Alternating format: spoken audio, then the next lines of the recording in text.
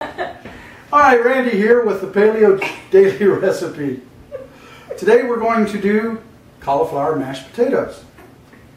And first steps are to cut your cauliflower up in the pan. As we're going to go here, you can chunk it. You can do whatever you want. You don't have to leave the stems out. You do the stems too. You want to make sure you use a sharp knife. You also want to make sure you keep your hands out of the way. Get off in some chunks as such, and then you will be ready. Also, I like to use 2 heads, and then you can freeze what's left over if you're not using it that night, or 2 heads will give you a big enough batch that you don't have to worry about cleaning up the equipment afterwards. And as we get her done here, we will go ahead and start it steaming. You want to use a steamer. You want to fill the steamer up as much as possible, not overfill it. And then, like I said, you want to use as much of the cauliflower as possible, including the stems, because once it's pureed up, it really doesn't matter. Sprinkle a little lime on the floors as you go, because the dog loves it. Okay, that would be our pan of water to boiling before you put everything on and cover it. And if you had a cool stove like I have, it boils really fast. Once it boils, then we'll set the timer for about 25 minutes or until it's good and soft.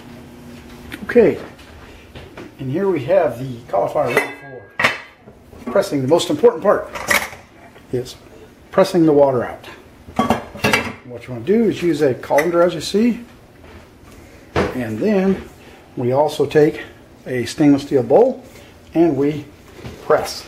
At the bottom there, and you press, and you can kind of watch the sink as you watch the water run out of it. And you really want to press it out as much as you can. So if your sink's not attached very well, I would suggest you didn't do this in your sink. Okay? We'll press her out, and then we'll get her put into the blender.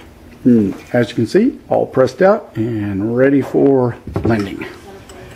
Okay, then you take your melted butter and you take a little bit of garlic in it and you mix it all up so that it melts in. So that we have it ready to pour in once we begin pureeing the cauliflower. Okay, then you have your pressed cauliflower. You want to just put some in the blender. By the way, this is the new Ninja 1200 Ultimate Blender. Ultimate Blender / food processor / everything. So this is my first time in trying to make it. But I do know in past, you don't want to get it too full as we go through it. And we take and top down, lock the top down, pop our little lid up so that we can pour some butter in, and we begin to blend.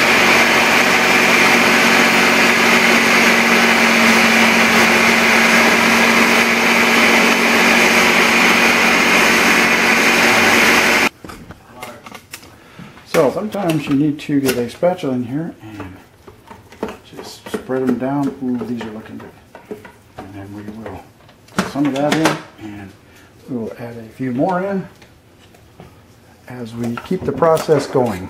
Again, like I said, sometimes you have to add a little more butter. These are going to be wonderful, we can tell. Okay, and now we're finishing out with the last of the cauliflower. A little more butter in, and then we will finish this up by tapping it in, and we need to pass it. Okay, we stop it and check it.